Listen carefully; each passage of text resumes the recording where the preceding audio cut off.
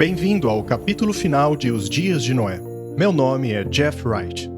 Noé fez seu último apelo para o povo que permanecia diante da arca. A partir dali, suas decisões estavam seladas. Desde 1844, a mensagem de Noé tem sido repetida pelas 3 mensagens angélicas e tem sido pregadas desde então até hoje. Já não resta muito tempo até que a crise da marca da besta tome conta do mundo. Ela levará todos a decidirem entre aceitar ou rejeitar o convite feito para entrarmos na Arca da Aliança Eterna. O propósito desta crise é provar o coração do homem, para ver se nele reina o egoísmo ou o abnegado amor de Deus. A crise não desenvolverá a fé de ninguém, mas revelará aqueles que de fato creem nas promessas de Deus. Após ser dada a última advertência e feito o último apelo para se entrar na Arca da Aliança Eterna de Deus, a porta da salvação será fechada, assim como nos dias de Noé. Após o fim do tempo de graça, 7 pragas cairão sobre aqueles que rejeitaram a misericórdia de Deus. E ao final dessas 7 pragas, Jesus voltará. A segunda vinda de Cristo é o ápice da esperança do cristão. Mas poucos sabem como se preparar, pois dessa vez Jesus não voltará velado na fraqueza da humanidade. Ele virá na força e poder de Deus, como um fogo consumidor. O dia do Senhor virá como um ladrão na noite, no qual os céus passarão com um grande estrondo, e os elementos se derreterão em um fervente calor, e os céus em fogo se dissolverão. Um fogo segue adiante dele, queimando os inimigos ao seu redor. Os montes derretem como cera na presença do Senhor de toda a terra. Os peixes do mar, as aves do céu, os animais dos campos, os animais que rastejam sobre o chão, e todos os homens sobre a face da terra tremerão diante de minha presença. As montanhas serão derrubadas para o chão, e os lugares altos cairão. Cada muro cairá por terra. Todas as cidades do mundo desmoronarão diante da presença do Senhor. A terra será arruinada, ela será purificada, ela será incrivelmente abalada. A terra cambaleará como um bêbado, será removida como casebre. O nosso Deus virá e não manterá silêncio. Um fogo devorará diante dele. O seu redor será extremamente tempestuoso. As montanhas tremerão, os montes derreterão. Toda a terra é queimada pela sua presença. Sim, o mundo e tudo o que nele habita.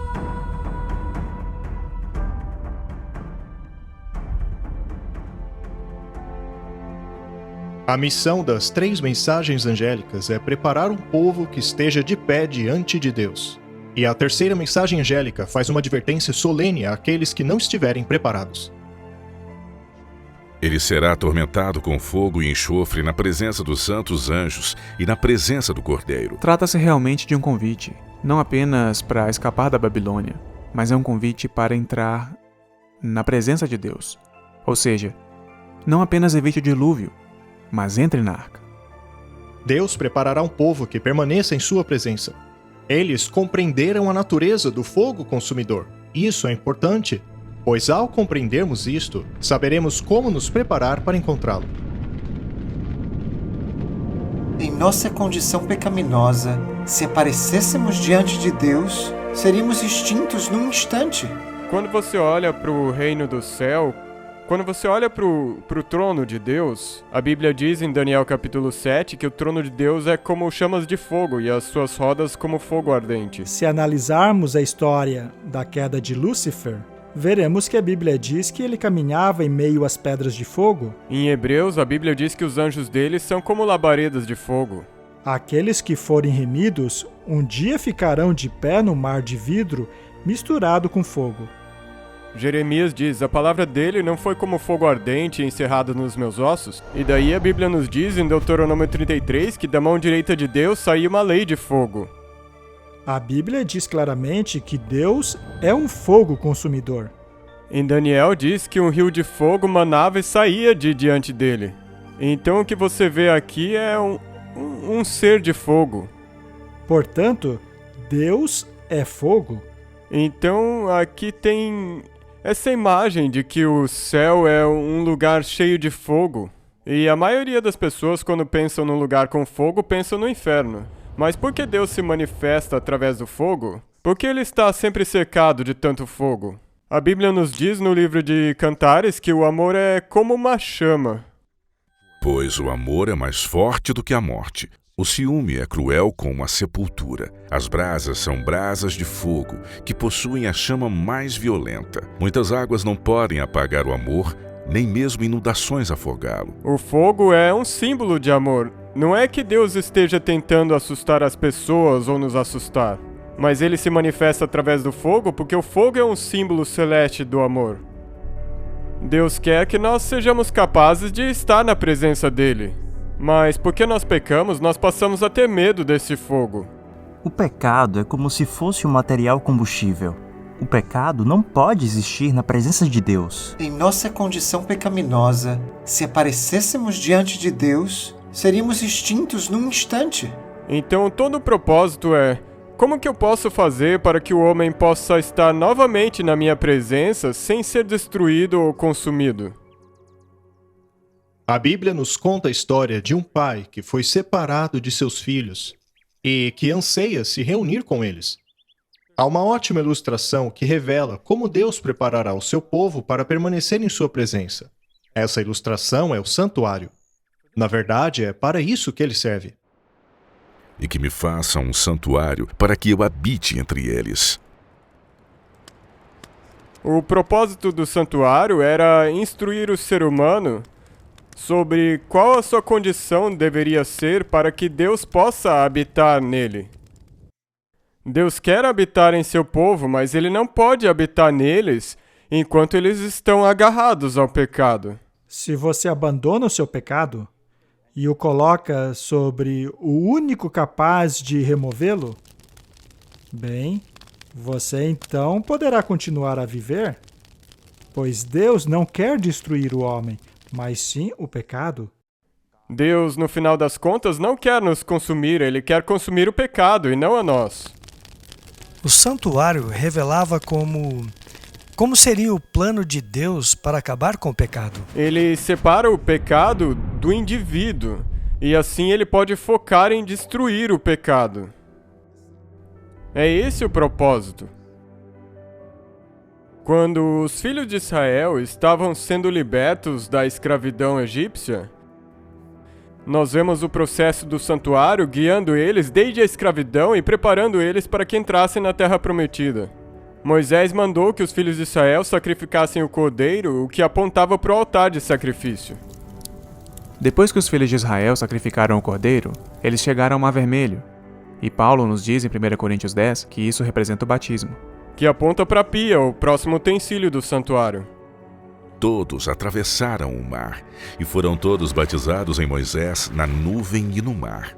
Nós precisamos ser batizados em seu Espírito, precisamos ser purificados. O batismo representa uma purificação, um novo nascimento. E depois que eles cruzaram o Mar Vermelho, Deus faz cair maná do céu, que é o símbolo da mesa com o pão da proposição, a palavra de Deus. E então Deus diz a eles: vós me serei um reino sacerdotal e um povo santo. Este castiçal de 7 ramos era um símbolo do povo de Deus. Eu também te darei como luz para os gentios, para que você seja a minha salvação até os confins da terra. Em Êxodo 19, Deus manda Moisés dizer ao povo de Israel que eles deveriam se preparar por 3 dias, orando, suplicando e preparando seus corações. O que aponta para o altar de incenso, as orações. Porque em Êxodo 20, Deus desceria e falaria a eles os 10 mandamentos. Então nós temos a lei de Deus sendo dita, a presença dele. Os filhos de Israel estavam basicamente olhando para o compartimento santíssimo do santuário. Então nós vemos esse padrão no santuário, indo desde a escravidão até a presença de Deus, sendo ilustrado na maneira com que os filhos de Israel foram guiados da escravidão até a presença de Deus. A terra tremeu e os céus derramaram chuva na presença de Deus. Até mesmo o próprio Sinai foi abalado na presença de Deus, o Deus de Israel. O último pedido de Jesus a seu Pai foi habitar com aqueles que o amavam, que experimentassem a verdadeira revelação de seu amor sem serem consumidos pelo fogo. As 2 promessas da aliança eterna servem este propósito. Deus promete mostrar misericórdia ao homem e santificá-lo, para assim atender à oração de Cristo. É espantoso, mas não surpreendente, que encontremos os símbolos dessas duas promessas manifestados na glória de Deus no lugar santíssimo. Pois o Filho do Homem virá na glória de seu Pai com os seus anjos. O profeta ficou atônito ao ver a volta de Cristo em sua visão. Isaías disse: Quem dentre nós habitará no fogo consumidor? Quem dentre nós habitará nas chamas eternas? Isaías responde a sua própria pergunta dizendo: Aquele que anda em justiça. Nós lemos que é o justo que habitará com o fogo eterno. Como entrar na presença de Deus em sua vinda? Um dos melhores exemplos é o de Noé. Ele é chamado de o pregador da justiça. Quando analisamos a questão de entrar na presença de Deus, esta ideia é apresentada no tempo de Noé, quando Noé e sua família entraram na presença de Deus por meio da fé ao terem entrado na arca. Então o Senhor disse a Noé: Venha você e toda a tua casa para dentro da arca. Quando Deus disse venha, foi um convite a Noé para ir ao mesmo lugar onde estava Deus. E de acordo com este verso, Deus estava na arca. O que Deus estava convidando Noé a fazer era estar em sua presença. E é essa a essência da aliança dele. É como um acordo, é como um casamento, sabe? Eu e você vamos morar juntos.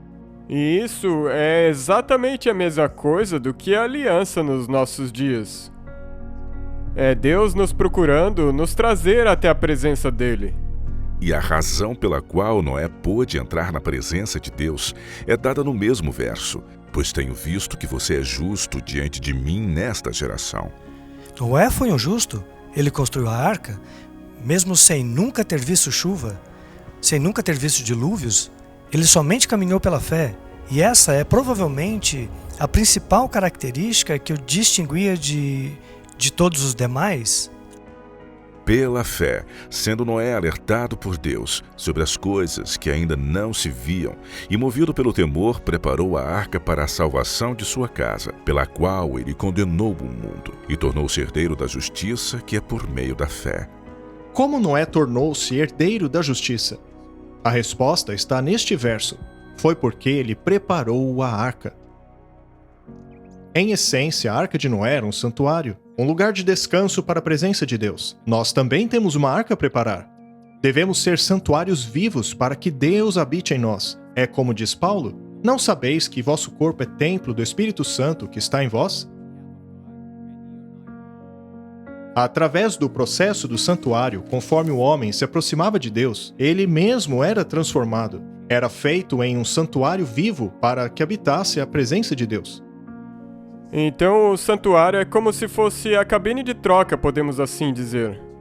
É ali que nós entramos e uma transformação ocorre. É uma mudança real da injustiça para a justiça, que nos permite que nós, por fim, possamos estar na presença de Deus, face a face.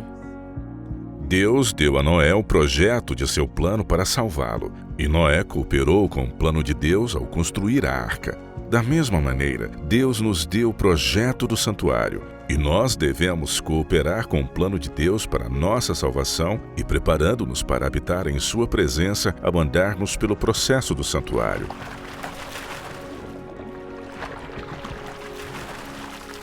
Pois vocês são templo do Deus vivo. Como Deus disse: Eu habitarei neles, e andarei neles, e serei o Deus deles, e eles serão meu povo. Se você olhar para o santuário no Velho Testamento, você vai ver que no momento em que todos os utensílios do santuário foram colocados em seus lugares, foi aí que a presença de Deus encheu o tabernáculo e o santificou.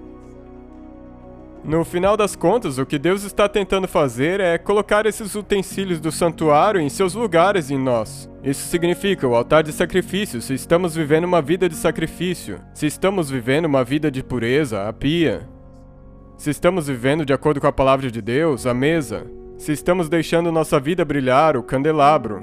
Se nós estamos intercedendo, orando em comunhão com Deus. E em última análise, quando Deus tiver um povo no qual esses utensílios do santuário estiverem em seus lugares e funcionando, Jesus virá novamente para habitar nesse santuário, tanto num sentido espiritual quanto num sentido literal.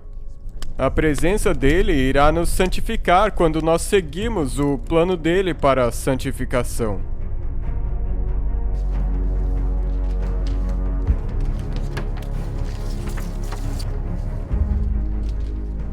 Afinal, por que Jesus ainda não voltou? O que ele está esperando? O próprio Jesus nos disse que, assim como nos dias de Noé, também seria na vinda do Filho do Homem.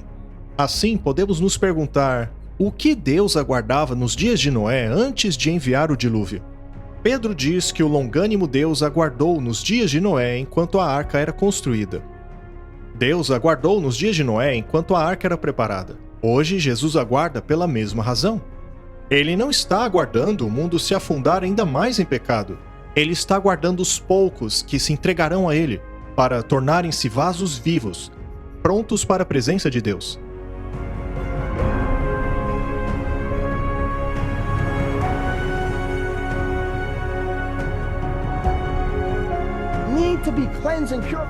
Preparar um povo para a presença de Cristo. Este é o propósito da terceira mensagem angélica. Ela é uma advertência contra adorarmos a besta e recebermos a sua marca.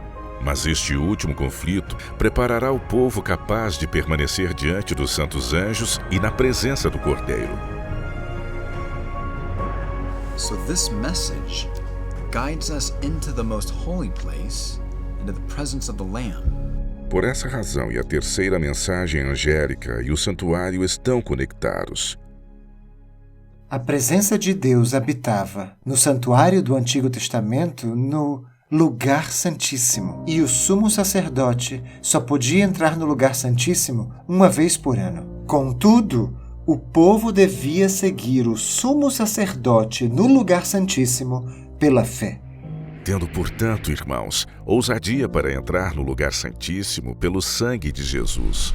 Hebreus 10:19 fala sobre essa ideia de adentrar no Lugar Santíssimo por meio da fé.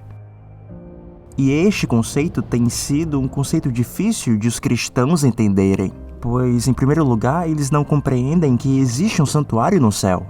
Mas, quando eles finalmente compreendem esse conceito, muitas vezes eles não sabem o que isso significa. O lugar santíssimo do santuário celestial contém os 10 mandamentos.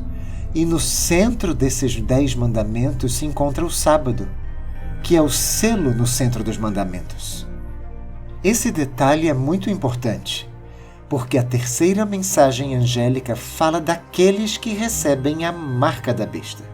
Ora, o mandamento do sábado conecta claramente a terceira mensagem angélica com o santuário, porque a terceira mensagem angélica lida com a questão do sábado versus o domingo, e o lugar santíssimo, obviamente, tem a lei, e no centro dessa lei está o sábado. Ao analisarmos a conexão entre a terceira mensagem angélica de Apocalipse 14 e o lugar santíssimo, podemos compreender muito bem o que é que vai acontecer aos justos e o que acontecerá aos injustos. Aqueles que rejeitam as 3 mensagens angélicas, especialmente aqueles que adoram a besta e a sua imagem e recebem a marca, sofrerão o castigo do fogo. É o que diz na terceira mensagem angélica. Não poderão habitar na presença do fogo, mas serão consumidos pelo fogo. Ele será atormentado com fogo e enxofre na presença dos santos anjos e na presença do Cordeiro. Paulo também deixa a advertência da terceira mensagem angélica em Tessalonicenses. E vocês que estão atribulados, descansem conosco. Quando o Senhor Jesus for revelado no céu com seus poderosos anjos em fogo flamejante, vingando-se daqueles que desprezam a Deus e que não obedecem o Evangelho de nosso Senhor Jesus Cristo, estes serão punidos com a destruição eterna pela presença do Senhor e pela glória de seu poder. Neste verso nos é revelado de maneira bem clara a maneira como nos prepararemos para a vinda de Jesus. Ela está no mandamento: descansem conosco.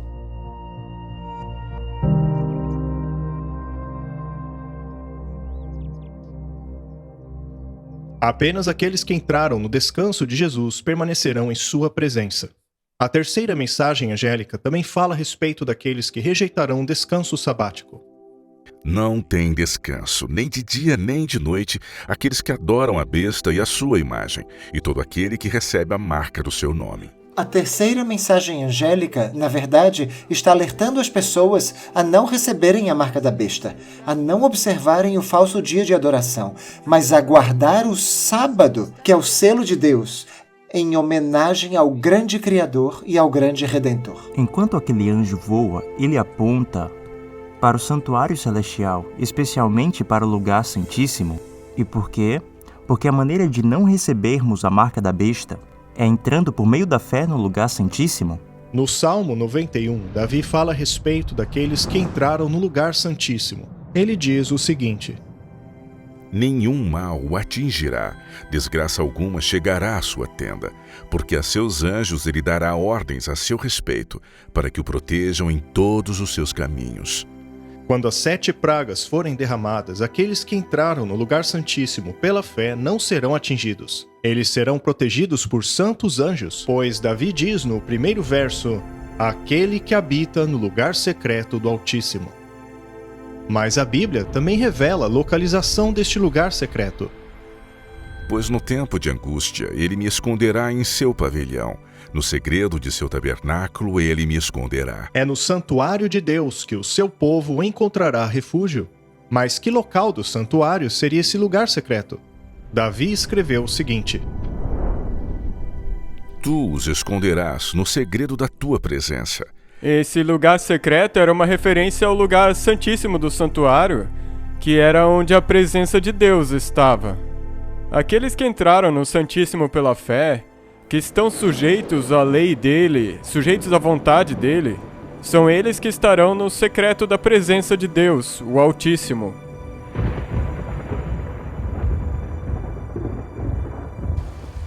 E o Salmo 91 diz que nenhuma praga chegará perto destes.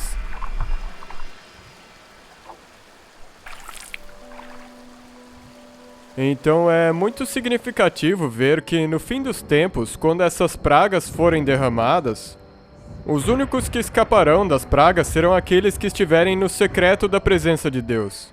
Aqueles que pela fé foram até o Santíssimo. Os que aceitaram a lei de Deus, aceitaram o sábado dele e, portanto, estão na presença de Deus.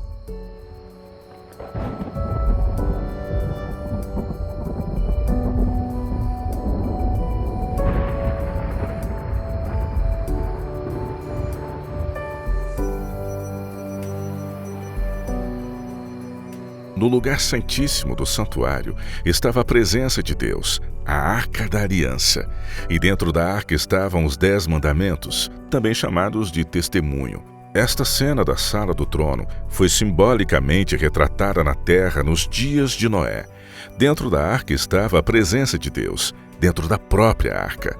E dentro dela estavam os testemunhos vivos, em cujos corações e mentes a lei de Deus havia sido escrita. Eles entraram na arca, mas espiritualmente entraram na aliança, que é o lugar mais sagrado, a presença de Deus. Esta cena é uma representação simbólica do último dia, no qual aqueles que entraram na aliança eterna ficarão de pé na presença de Cristo quando ele voltar. O ideal de Deus era mostrar para o ser humano: olhem, é isso que eu quero para vocês.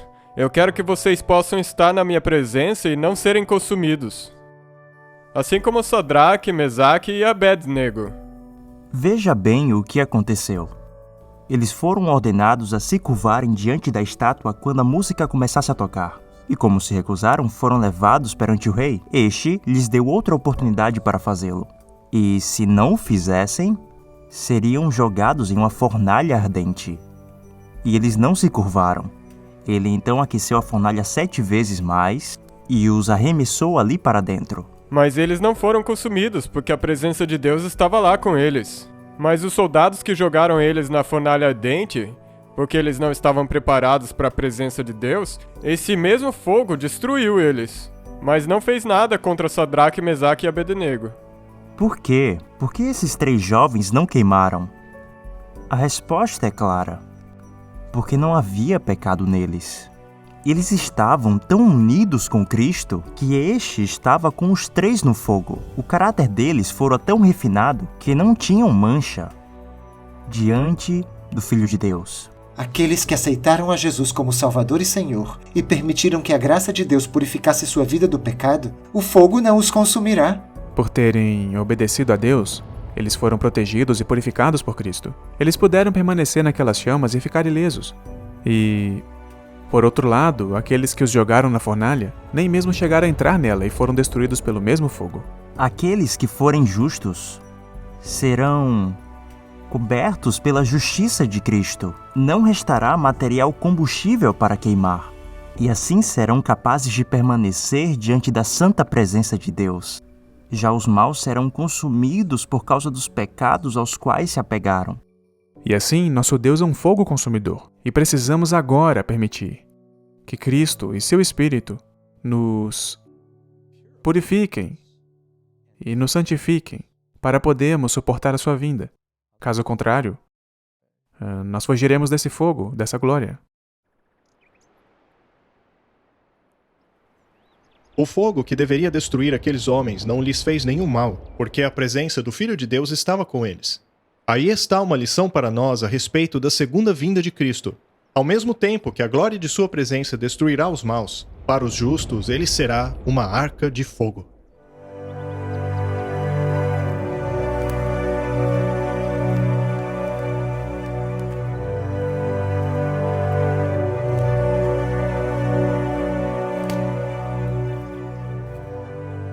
Assim como a cera, que derrete diante do fogo, os ímpios perecerão diante da presença de Deus.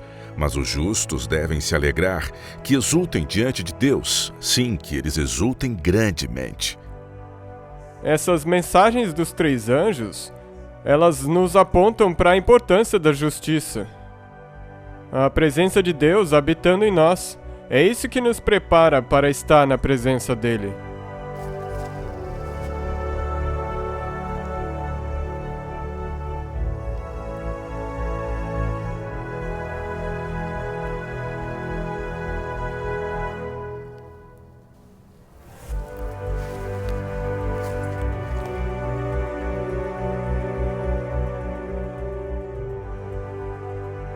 A missão que Jesus veio cumprir na terra foi revelada em sua última oração.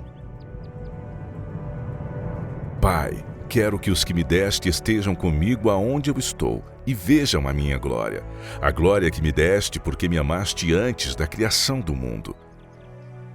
O último pedido de Jesus foi habitar com aqueles que o amavam, para experimentarem a máxima revelação de seu amor sem serem consumidos. As 2 promessas da aliança eterna servem este propósito. Elas revelam a misericórdia de Deus e a santificação do homem. Assim, a oração de Cristo seria atendida. É impressionante, mas não surpreendente, que os símbolos dessas 2 promessas estejam manifestadas pela glória de Deus no lugar santíssimo. O sábado é o sinal da promessa de Deus de santificar o homem, para que este habite diante da presença e glória de Deus. Em sua presença, o verdadeiro significado do descanso sabático é totalmente compreendido. Sem nada para separar o homem de Deus, ele encontrará o descanso eterno. Não mais tristeza, não mais dor ou doença ou sofrimento, pois em tua presença há alegria completa. Disse Davi: na presença de Deus, o homem verá o cumprimento do descanso sabático. Sendo assim, é pela manifestação da presença de Deus no lugar santíssimo que vemos representado o simbolismo e importância do sábado. E ligado à manifestação do fogo consumidor, Ezequiel viu o sinal da promessa de misericórdia, e era com a cor do âmbar, com uma aparência de fogo em meio dele.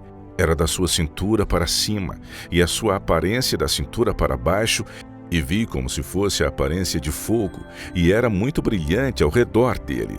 Ezequiel então explica em detalhes a aparência desse brilho em torno de Deus.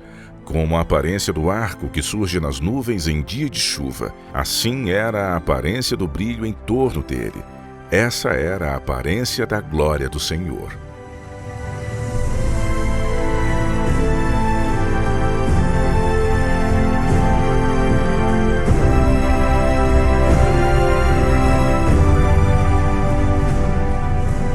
Nesta manifestação da presença de Deus, estão representados os símbolos das promessas pelas quais o homem se preparará para habitar com Deus. O sábado, dado por Deus para servir como uma aliança eterna, é um sinal da promessa de Deus de santificar o homem. E o arco-íris dado a Noé é um sinal da misericórdia, do perdão de pecados oferecido pela nova aliança. Ambas as promessas são garantidas pela vida e morte de Jesus. Ele viveu uma vida santa para que fôssemos santificados pelos seus méritos. E para pagar os nossos pecados, ele morreu em nosso lugar para que recebêssemos a sua misericórdia. Nestes dois símbolos manifestados pela presença de Deus, estão manifestadas a importância do Evangelho e da aliança eterna. Tudo isso para que os filhos que foram separados do Pai por causa do pecado possam ser reunidos a Ele no dia da sua vinda. Àquele que é poderoso para impedi-los de cair e apresentá-los diante da sua glória sem mácula e com grande alegria, ao único Deus nosso, Salvador, sejam a glória, a majestade, poder e autoridade, mediante Jesus Cristo, nosso Senhor, agora e para sempre. Amém. A mensagem era: entrem na arca. E, na verdade, era um chamado para atrair as pessoas até essa arca segura, que é o lugar secreto do Altíssimo, o lugar santíssimo do santuário. E esse chamado é o chamado que tem sido proclamado desde 1844. Esse chamado tem direcionado a atenção da humanidade para a Arca da Aliança, que é onde está a lei de Deus, sobre a qual estava a presença de Deus. É como se essa mensagem estivesse chamando a humanidade para o local secreto do Altíssimo, onde existe segurança.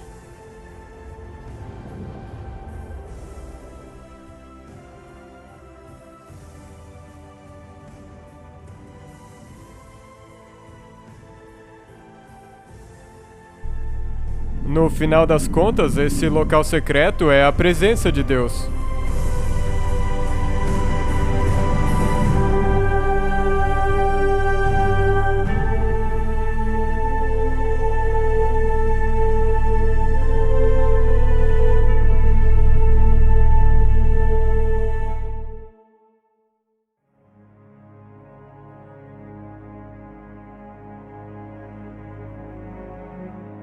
Então, quando a presença de Cristo vier de novo, quando Cristo voltar pela segunda vez, nos é dito que essa terra basicamente será deixada num estado que não será possível habitá-la, por causa do fogo e da presença de Deus.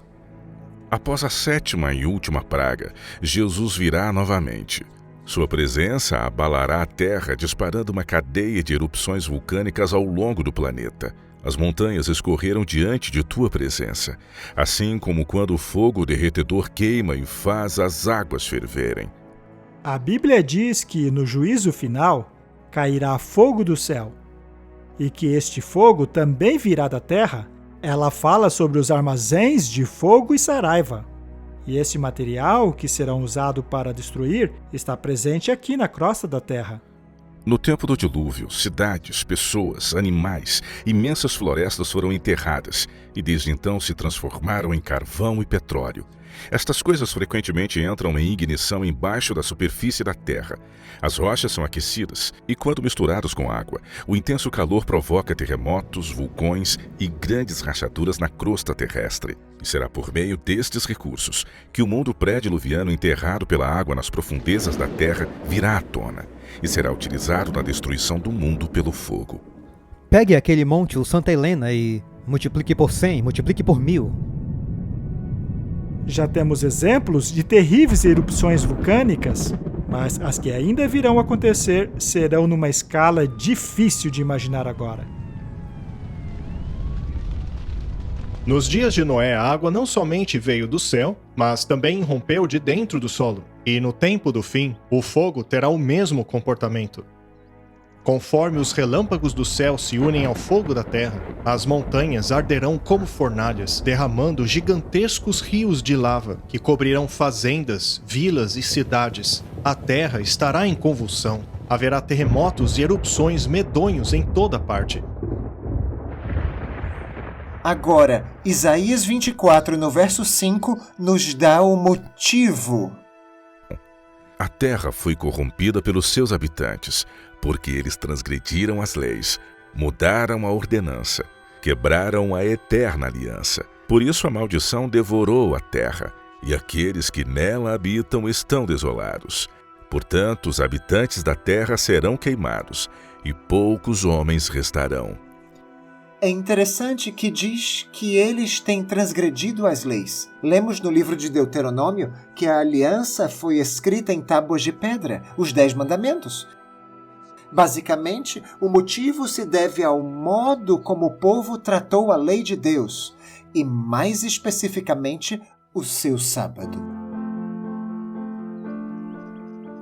Apesar de o planeta ter sido destruído, o livro de Gênesis nos diz que apenas Noé sobreviveu, assim como os que entraram com ele na arca, e assim será no tempo do fim. Apenas aqueles que entrarem na arca da aliança eterna serão salvos. Durante este período, eles receberão a mesma misericórdia e proteção que Noé recebera. O arco-íris que Noé e sua família viram depois do dilúvio era, de certo modo, uma aliança eterna que não incluía somente a eles e as pessoas que viriam depois deles, mas também incluía a geração de Deus no tempo do fim, que seria protegida em meio às convulsões da terra que ocorrem durante o período da 7ª praga, como relata o livro de Isaías. Onde ele promete, da mesma maneira que sua aliança foi feita com Noé, que essa aliança não seria removida do povo de Deus. E embora a terra estivesse implodindo durante o dilúvio, ele preservou Noé, e ele ratificou isso com o arco da promessa. Deus diz que fará isso por seu povo nos últimos dias. Na minha ira eu escondi minha face de ti por um momento, mas com amor eterno eu terei misericórdia de ti, diz o Senhor, o seu Redentor. Pois isto é como as águas de Noé para mim. Pois assim como jurei que as águas de Noé não mais viriam sobre a terra, assim eu jurei que não mais miraria contra ti, e nem mais o repreenderia, pois as montanhas partirão e os montes serão removidos. Mas o meu amor não se apartará de ti, e nem a minha aliança de paz será removida, disse o Senhor que tem misericórdia de ti. Nesta passagem, Deus oferece à última geração a sua aliança de misericórdia que fizera com Noé antes do dilúvio. O arco-íris foi e ainda é o sinal da promessa de Deus de mostrar misericórdia. Isaías diz que essa promessa se estende a todos que habitam a terra ao dizer as montanhas partirão e os montes serão removidos. No livro de Apocalipse, vemos esse mesmo evento descrito no capítulo 16, quando lemos: E todas as ilhas sumiram, e as montanhas já não podiam ser achadas. E vemos neste capítulo que esse evento ocorre quando o 7º anjo derrama a 7ª e última praga.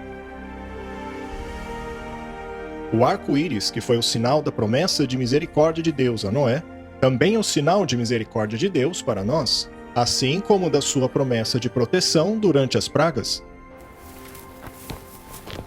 O arco-íris da aliança eterna é tanto uma promessa de misericórdia para nos preservar da destruição do mundo por fogo, como foi para preservar Noé da destruição do mundo pela água.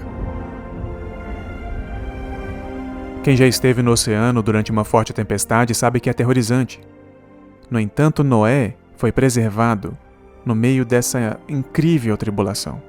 E a convicção de que ele preservou Noé durante o dilúvio nos lembra que ele pode nos preservar durante a tempestade que está por vir.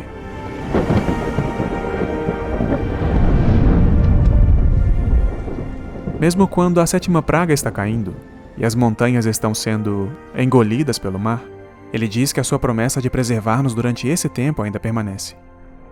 Deus é o nosso refúgio e fortaleza, socorro bem presente na tribulação. Por isso não temeremos, ainda que a terra trema e os montes afundem no coração do mar, ainda que estrondem as suas águas turbulentas e os montes sejam sacudidos pela fúria.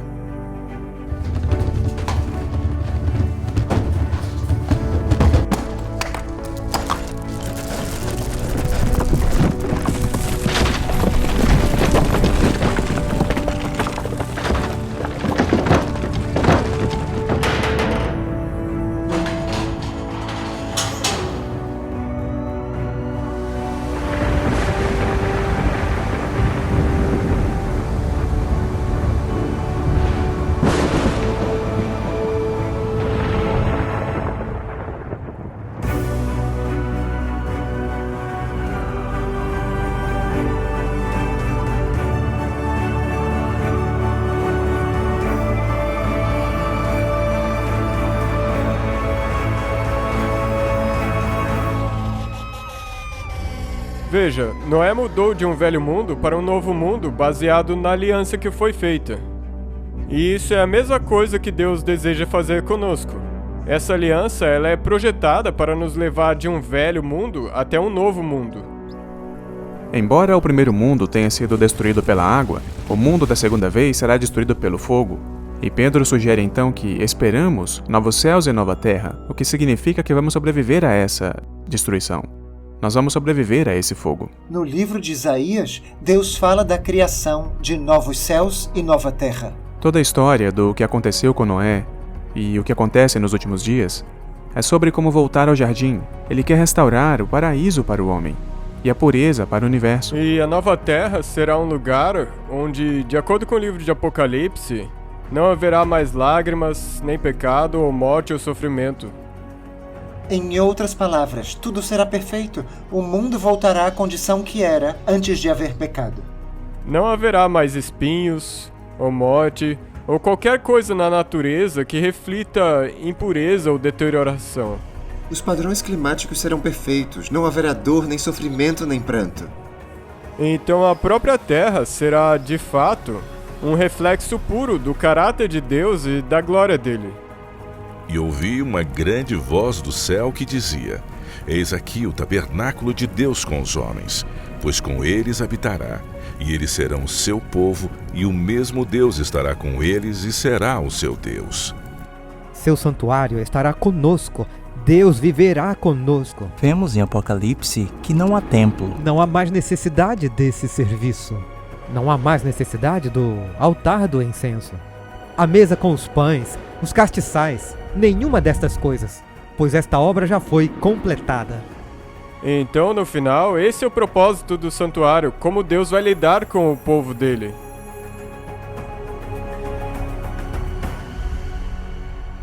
Não há necessidade de um templo porque Deus é o templo. Portanto, o santuário estará completado por causa de Deus, por causa de Cristo.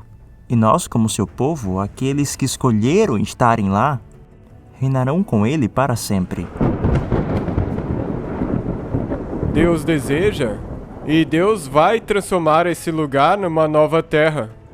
Mas somente aqueles que aceitarem essa aliança e entrarem na arca estarão vivos, e sairão da arca para ver isso que aconteceu.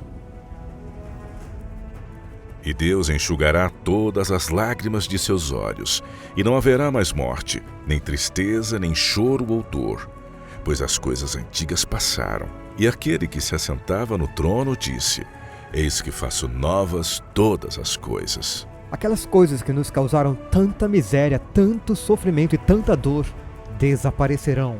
E nos serão dados uma nova terra e um novo coração.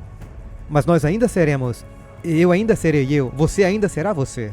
Mas seremos diferentes, porque não haverá dor, tristeza, ninguém morrerá, ninguém matará.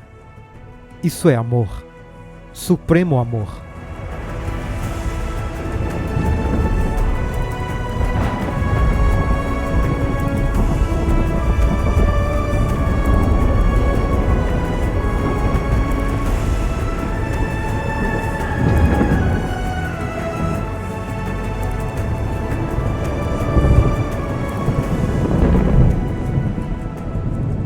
Através dessa linha do tempo, podemos ver como a Bíblia previu cada movimento. Desde a história de Noé e do dilúvio, a profecia que apontava para o sacrifício de Cristo, a corrupção e restauração do santuário, até os eventos da atualidade. Este registro deixa claro que estamos vivendo no final do julgamento, os últimos momentos da história. Os dias de Noé são passado e a porta da graça de hoje irá se fechar. As últimas profecias do Apocalipse estão se cumprindo diante de nós. O papado e os Estados Unidos estão se aliando. Protestantes e católicos estão se unindo. E as bênçãos de comer, beber e casar-se estão sendo pervertidas por milhões e com apoio da lei. A liberdade religiosa está sendo atacada e revogada, e o papado e membros do Congresso estão pavimentando o caminho para um decreto dominical a fim de refrear os males de uma sociedade imoral. Jesus voltará muito, muito em breve. Você está pronto para encontrar-se com Deus?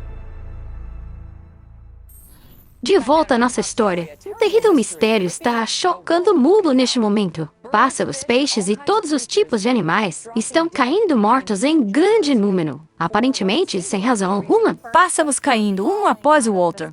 Dúzias de baleias estão aparecendo mortas na costa do Alasca. Neste momento, barcos estão recolhendo milhares de peixes mortos.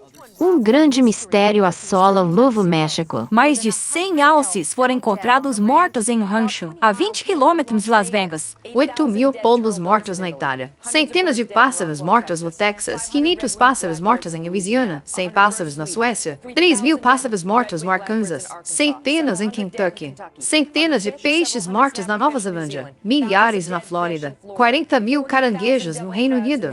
Quase 100.000 peixes no Arkansas. 2.000 peixes mortos em Maryland somente nas 2 últimas semanas. Especialistas procuram investigar o que está causando esta morte em massa.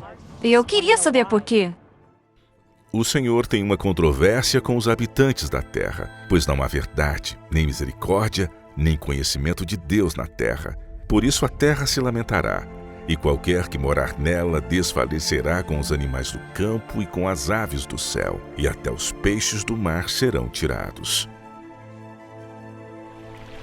Cara, isso é uma loucura. Um grande tsunami atingiu o nordeste do Japão, criando uma muralha de 4 metros de altura de água. Após o monstruoso terremoto aqui na Indonésia, surgiu um tsunami devastador após o terremoto. Se eu estivesse na arca, vendo o meu filho e a minha filha do lado de fora, o meu coração se partiria. O que eu poderia dizer? Que mensagem eu poderia dar a eles? E haverá sinais no sol, na lua e nas estrelas, e sobre a terra confusão entre as nações, e perplexidade com o bramido do mar e das ondas. Houve um tsunami enorme na costa pacífica do Japão. A destruição causada por ele é simplesmente impressionante. Esta temporada de furacões é a mais devastadora que já se viu.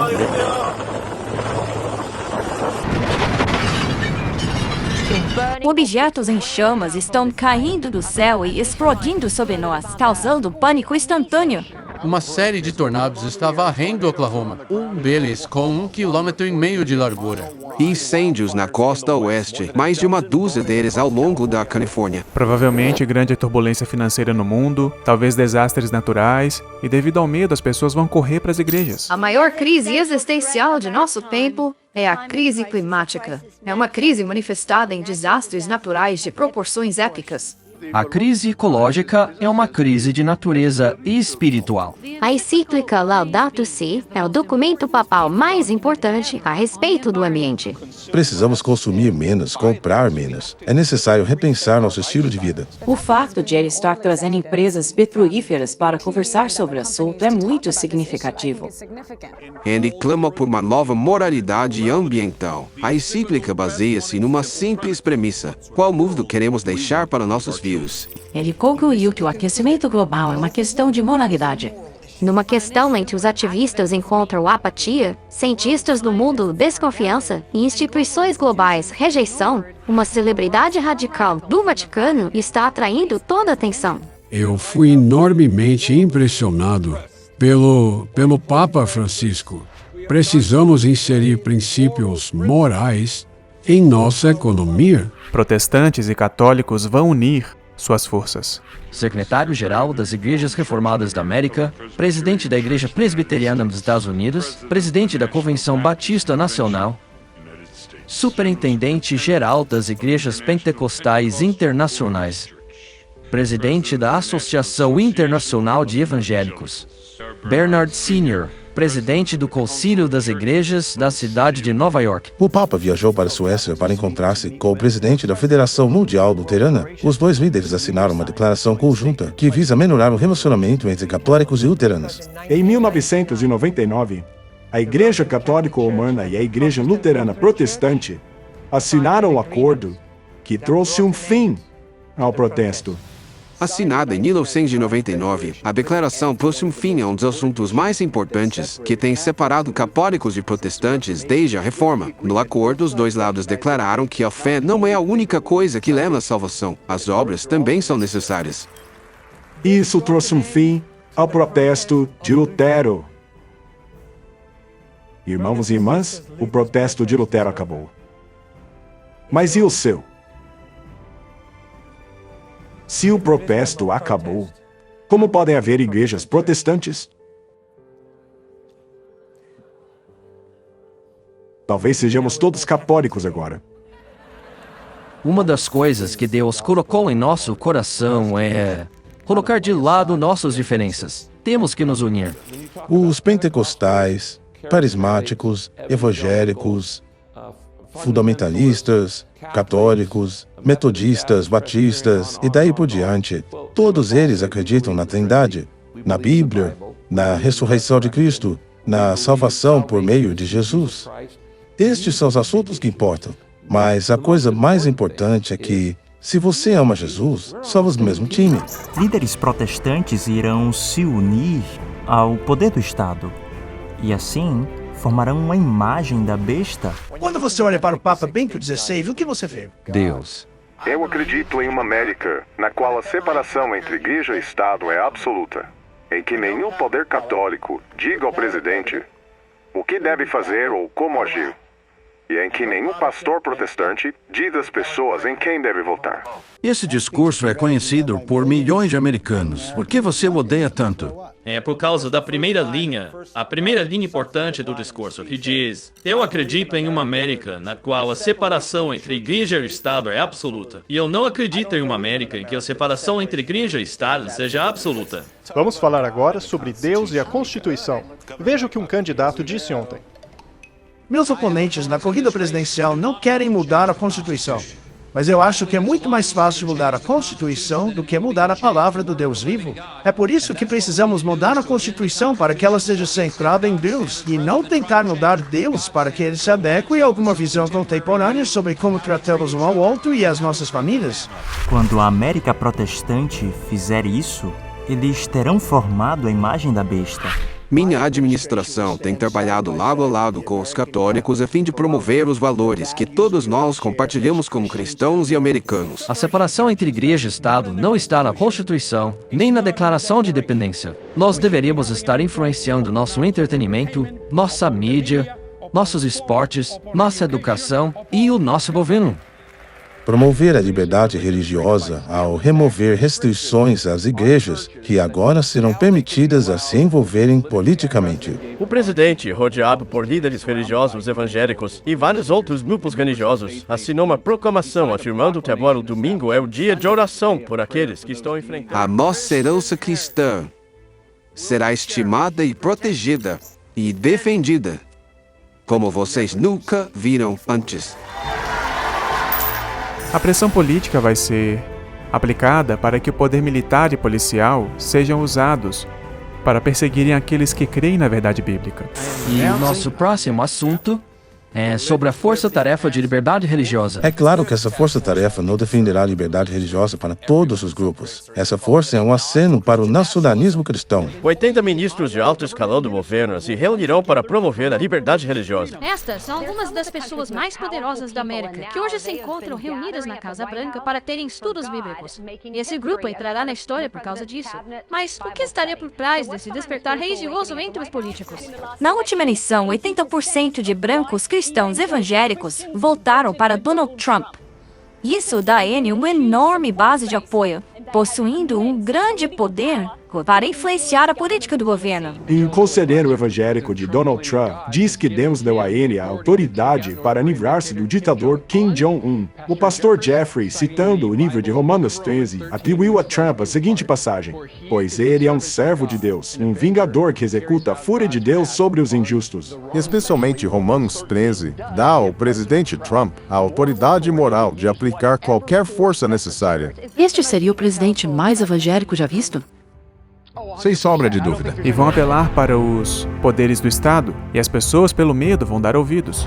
Hoje estamos desintegrando a religião de todas as maneiras possíveis.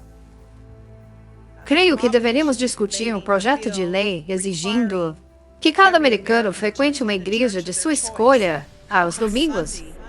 Para que ninguém pudesse comprar ou vender, a não ser que tivesse a marca. Com uma queda de 37%, as ações da Apple afundaram. Esses mercados sofreram uma queda de 3 a 4,5%. Veja a velocidade na qual o mercado está se deteriorando. Uma queda de 600 pontos. Este foi o pior dia na Bolsa de Valores desde a quebra de 1987. Alguns pedem que a Igreja Católica Romana conserte a crise econômica global. O Papa Bento XVI conclama uma nova ordem mundial econômica. Na terceira encíclica de seu pontificado, o Papa denuncia a mentalidade de lucro a qualquer preço em uma economia globalizada. E ele lamenta a grande crise econômica pela qual passamos desde a Grande Depressão. O Vaticano se manifestou dizendo que a falta de igualdade econômica pelo mundo é muito perigosa. E a economia global precisa ser baseada no comportamento ético. Os sistemas financeiros precisam trabalhar em prol do bem comum mundial. O Vaticano clama por um Banco Central Mundial. A proposta é criar uma nova autoridade financeira, incluindo o Banco Central Global e o Imposto sobre Transações Financeiras Globais. Na última terça-feira, o Papa Francisco clamou por uma mudança na ordem econômica mundial. Este é um desafio econômico para o mundo todo, não apenas aqui na América. É um desafio em toda parte. Eu acho que serão necessárias várias alterações em políticas. O Papa deu sua opinião a respeito e nós estamos ouvindo. Você acha que pode haver uma nova moeda mundial que substituirá o dólar? A profunda crise financeira da Grécia está causando à Bolsa de Valores um grande problema. Essas coisas colocarão à prova o poder da América a nível global. A clara tarefa que temos hoje na verdade, criar uma nova ordem mundial. A questão do sábado será discutida por todo o planeta. Agora, fale-me mais sobre o sábado, tirando a religião. O que ele significa para você? Bem, uma das ideias políticas inseridas na questão do sábado é a de que, como sociedade, nós temos o direito de ter controle sobre o nosso tempo. E, como uma sociedade democrática, nós queremos decidir se podemos trazer novamente certas leis sobre o que pode e o que não pode ser feito em um dia da semana. Nós queremos encorajar as pessoas a não trabalharem nesse dia. Os Adventistas do Sétimo Dia são uma denominação cristã e nós guardamos o sábado. Então, desde a minha infância, eu fui ensinado a guardar o sábado. Nós o fazemos a partir do pôr do sol da sexta até o pôr do sol do sábado. Os 10 mandamentos nos ordenam a guardar esse dia como sagrado. Eu já cheguei a confessar aqui pro Divon que por toda a minha vida eu pensei que o sábado fosse o domingo. Lá na Igreja Batista, eles dizem adore no sábado, adore no sábado. Mas você me corrigiu dizendo que não. O domingo é o primeiro dia da semana. O sábado é a partir do pôr do sol da sexta até o pôr do sol do sábado. Mas eu não vou mudar. Eles guardam o sábado porque Deus criou o mundo em 6 dias e no 7º dia ele descansou. Mas aí veio o cristianismo e mudou isso. Eles fizeram do sábado o primeiro dia da semana porque nesse dia alguns eventos importantes aconteceram a Jesus. O imperador Constantino teria tido autoridade para transferir o sábado para o domingo.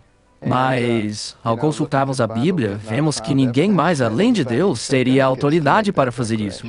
Não trabalhar aos domingos é a verdadeira liberdade. O que ele está dizendo é que esse trabalho duro que temos durante a semana e também no domingo está tendo um efeito negativo em nossas vidas. A lei dominical, a Bíblia fala de leis azuis, leis sobre o domingo que serão feitas, e elas são um indicador de que o fechamento da porta da graça está muito perto, que ele acontecerá muito em breve. Muitos estados ainda possuem as leis azuis em seus livros. Elas restringem aquilo que você pode comprar aos domingos. Elas se baseiam em um antigo conceito cristão trazido a este país dos tempos coloniais. E qualquer um que não se conforme com essa lei civil instigada pela igreja será perseguido. Os líderes religiosos nos Estados Unidos pressionarão bastante por uma lei dominical nacional, que finalmente levará a uma lei dominical de alcance mundial. E concluindo a diretriz de horas de trabalho, o domingo deveria ser o dia de descanso para os trabalhadores europeus. O domingo não deveria mais ser visto apenas como uma coisa religiosa. Deveria o sábado ser o dia de descanso? Podemos dizer que, como cidadãos e como país, o relacionamento é a coisa mais importante de nossa sociedade. Eu sugiro que deveríamos escolher um dia da semana que priorizasse os relacionamentos. O governo italiano restringirá as compras aos domingos em grandes centros comerciais até o final deste ano. A razão é que o governo italiano acredita que as compras aos domingos estão destruindo as tradições familiares. Trabalhar os domingos não é certo. Sim, e neste domingo várias lojas de utilidades domésticas decidiram quebrar a proibição, o que causou uma grande revolta que continua a chamar a nossa atenção. Há um artigo na Liberación que fala sobre a santidade do domingo.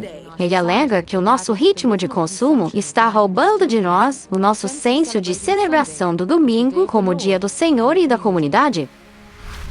O nosso catequismo em relação à Eucaristia se centraliza na importância da missa dominical. Como cristãos, nós celebramos a Eucaristia para nos encontrarmos com o Senhor, ouvir suas palavras, comer a sua mesa e, por meio de sua graça, cumprir a nossa missão neste mundo como membros do seu corpo místico, a Igreja. Sendo o dia da ressurreição e do derramamento do Espírito Santo, o domingo é o dia santo da cristandade. Como podemos passar por esse dia sem nos encontrarmos com o Senhor? Infelizmente, em muitas sociedades secularizadas, nós perdemos a importância do domingo. O Concílio do Vaticano II nos pede para celebrar o dia do Senhor como dia de alegria e descansarmos de nosso trabalho como um sinal da nossa dignidade de filhos de Deus. Cada domingo deve ser uma mostra da bênção eterna e do descanso para o qual somos chamados, o qual compartilhamos até hoje por meio da comunhão. No fim das contas, vamos à missa não para dar algo a Deus, mas para recebermos dele a graça e a força para permanecermos firmes em sua palavra. A terceira mensagem angélica é sobre entrar em harmonia com Cristo, para nos livrarmos da punição dos perversos. É por isso que João diz lá em Apocalipse 14, verso 12, aqui está a paciência dos santos. Aqui estão aqueles que guardam os mandamentos de Deus e a fé de Jesus.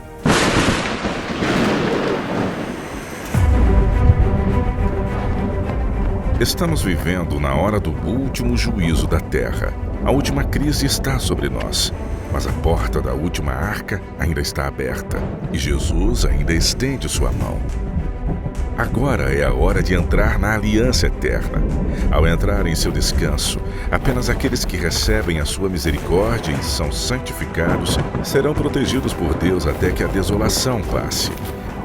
Volte seu rosto para o trono de Deus. Lá você verá o arco-íris da aliança, a promessa viva de Deus. Aqueles que aproveitam a provisão de misericórdia feita a favor deles e se apropriam dos méritos da vida e morte de Cristo, possuem o arco-íris da aliança, terão a certeza de sua aceitação por parte de Deus, tanto quanto dura o seu eterno trono. Durante o derramamento das 7 pragas e a vinda de Cristo, os justos habitarão seguros na presença de Jesus com grande alegria, ansiosos por um novo céu e uma nova terra, na qual habita a justiça. E finalmente, Deus habitará com o homem.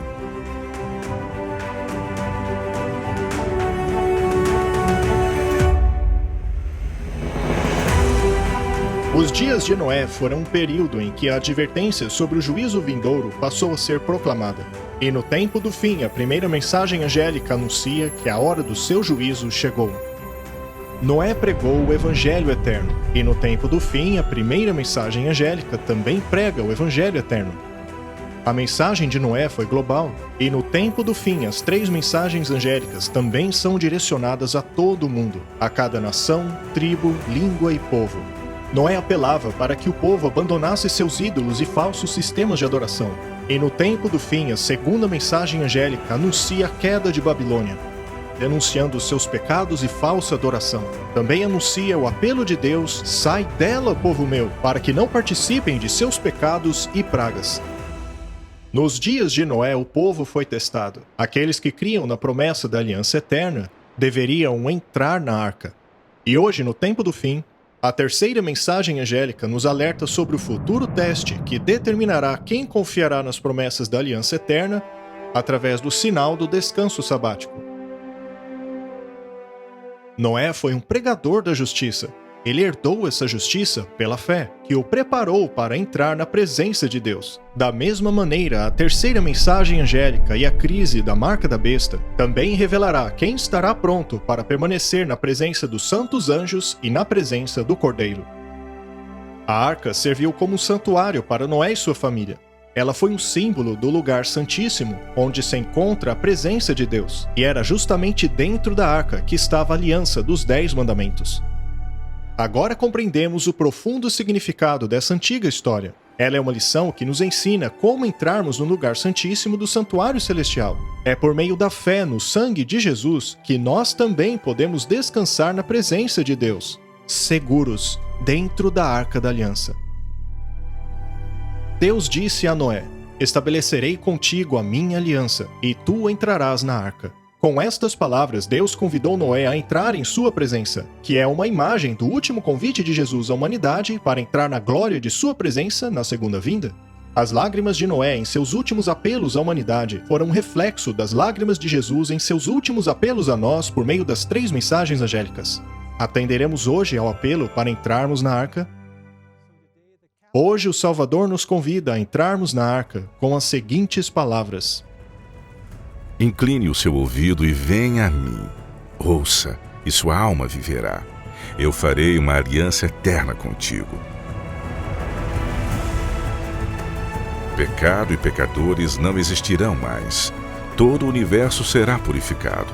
Uma única palpitação de harmonioso júbilo vibra por toda a vasta criação. Daquele que tudo criou, emanam vida, luz e alegria por todos os domínios do espaço infinito. Desde o minúsculo átomo até o maior dos mundos, todas as coisas animadas e inanimadas em sua serena beleza e perfeita alegria declaram que Deus é amor.